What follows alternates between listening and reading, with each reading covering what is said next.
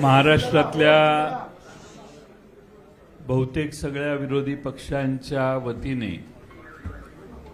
मी आपणा मुंबईच्या सगळ्या पत्रकारांचे मीडियाचे स्वागत करतो। अपुऱ्या जागेमुळे ही जागा बदलून चव्हाण सेंटरला आणावी लागली आणि त्यामुळे आपलाही थोडासा गोंधळ झाला। पुढच्या वेळी असा गोंधळ होणार नाही याची काळजी घेतली जाईल।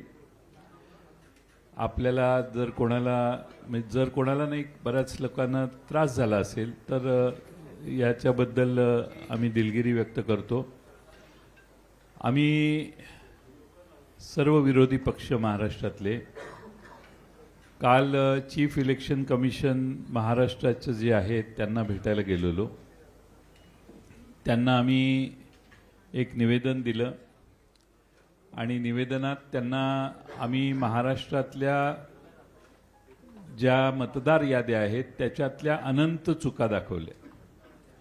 अनंत चुका दाखवल्यानंतर त्या ठिकाणी सीओ यांनी आम्हाला असं आश्वासित केलं की केंद्रीय निवडणूक आयोगाला तुमचं हे सगळं म्हणणं आम्ही पाठवतो।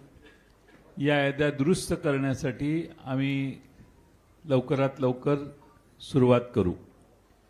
दुसऱ्या बाजूने महाराष्ट्र निवडणूक आयोग जो आहे, राज्य निवडणूक आयोग, त्यांच्या काही जबाबदाऱ्या आहेत असं त्यांनी सुचवल्यामुळं आज त्यांचे प्रश्न आणि दोघांचे प्रश्न मिळून आज आम्ही त्यांची भेट घेतली। कालच्याप्रमाणे सर्वच विरोधी पक्ष नेते त्या ठिकाणी गेले।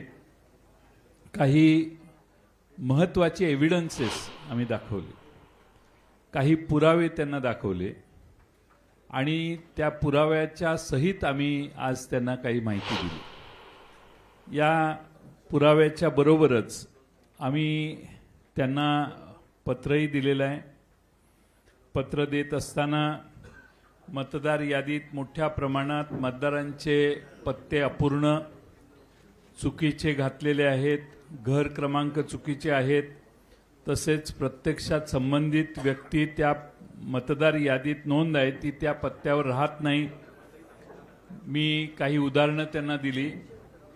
त्यामध्ये मुरबाडमध्ये जे मतदार आहे मुरबाड मतदारसंघामध्ये, त्या मुरबाड मतदारसंघामध्ये बूथ क्रमांक 8 मध्ये 400 मतदारांचं एक घर आहे। 400 मतदार आहेत की ज्यांच्या घरासमोर फक्त डॅश आहे, म्हणजे घर नंबर डॅश आहे। बडनेरा विधानसभा मतदारसंघ बूथ नंबर 211 वरती 450 मतदारांचं घर क्रमांक 0 लिहिलेलं आहे। कामठी विधानसभामध्ये देखील 867 मतदारांचं घर निरंक आहे, घर नंबरच नाही। बऱ्याच ठिकाणी दुबार मतदार नोंदवण्यात आलेले आहेत, म्हणजे एका व्यक्तीला 8-8, 5-5, 4-4 वेळा मतदानाचा हक्क दिलेला आहे। एपिक नंबर एकच असतो अशी आजपर्यंत आपल्या सगळ्यांची खात्री होती, पण मतदार याद्यामध्ये अनेक वेगळ्या एपिक नंबरची माणसं आम्ही त्यांना निदर्शनाला आणून दिली। त्यामुळं नालासोपारा मतदारसंघामध्ये सुषमा गुप्ता या महिलेचं नाव वेगळ्या एपिक आयडी सह 6 वेळा नोंदवलेलं आहे आणि आपणच 12 ऑगस्टला विविध न्यूज चॅनेलने माध्यमांमध्ये पुराव्यासह हे दाखवलं। 12 ऑगस्टला आपण दाखवलं। दुपारी 3 वाजता आमच्या पक्षाने, आमच्या कार्यकर्त्यांनी तपासलं तर आपण म्हणता ती वस्तुस्थिती याच्यात होती मतदार यादीत ऑनलाईन, आणि 6 वाजता मात्र ती सगळी नावं या बाईंची, म्हणजे या श्रीमती गुप्ता जे आहेत त्यांचं नाव हे त्या ठिकाणाहून काढण्यात आलं। आमचा प्रश्न हा आहे की आपण न्यूज चॅनेलच्या मार्फत एक बातमी दाखवता, दुपारी 3 वाजता या महिलेचे फोटो आणि एव्हिडन्स तुम्ही टेलिव्हिजनवर दाखवता, सकाळी दुपारी 3ला ती नावं असतात, 6ला ती नावं जातात। आमचा प्रश्न आम्ही निवडणूक आयोगाला विचारलेला आहे की ही नावं कुणी काढली, कुणी त्यावर तक्रार केली, तक्रार कधी करण्यात आली आणि कुणी स्थळ पाहणी केली आणि हे फोटो एकाच महिलेचे आहेत याचं व्हेरिफिकेशन करण्याच्या कुणी नावं काढली.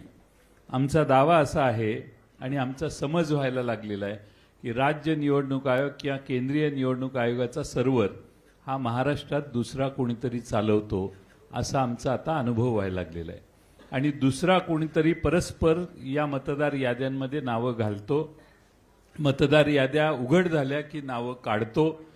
राज्य निवडणूक आयोग असो किंवा केंद्रीय निवडणूक आयोग यांच्या हातात काही नाही आहे, कुणीतरी बाहेरच ही सिस्टीम ऑपरेट करतंय असा याचा अर्थ आहे.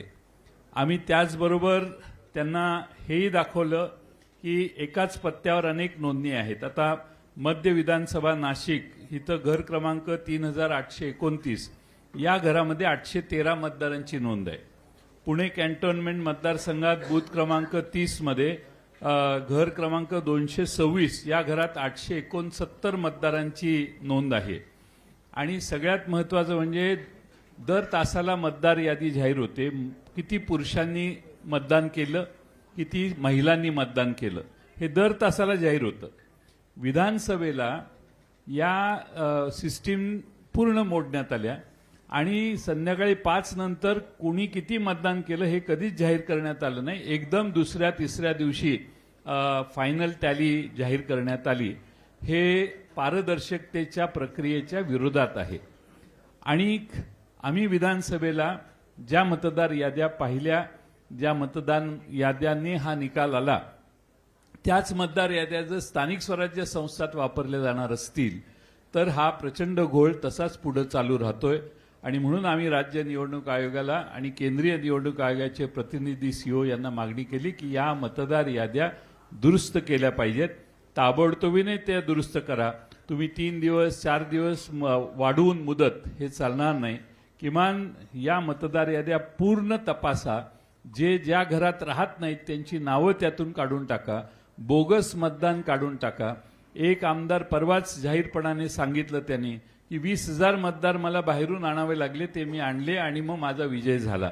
हे विरोधी पक्ष सत्तात असणारे आमदारच जाहीरपणाने सांगतायत. याची नोंद घ्या हे आम्ही त्यांना सांगितलं.